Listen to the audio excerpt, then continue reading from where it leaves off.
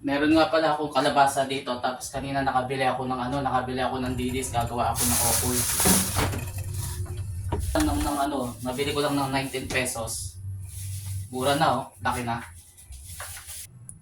Tinanggal ko na yung ulo ng dilis tsaka yung bituka. Medyo malaki kasi yung nabili kong mga dilis oh.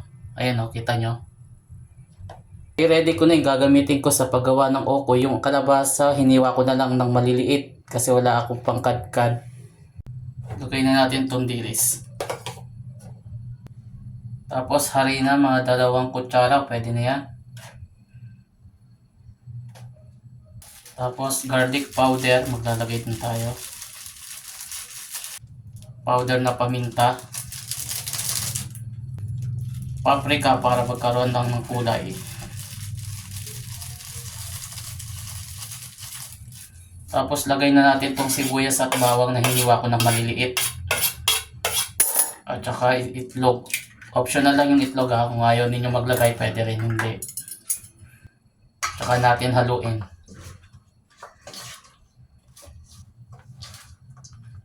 Yun o. So kung kulang pa sa harina, dagdagan nyo na lang.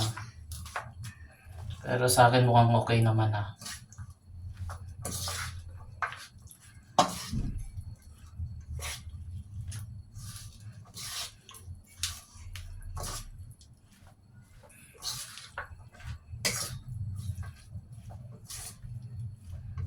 Nakakalimutan ko maglagay ng betchin, lagyan natin. So tansya-tansya na lang.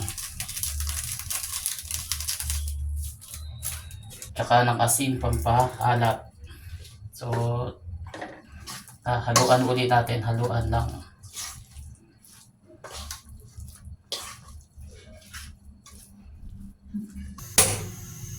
Pinapainit ko muna yung kawali ng gusto bago ako maglagay ng mantika para hindi magdikit. Lagay na natin yung lahat. Pag mainit na, tsaka na tayo maglagay ng okoy, yung kalabasa. Ayan. Pantay lang natin para madaling maluto.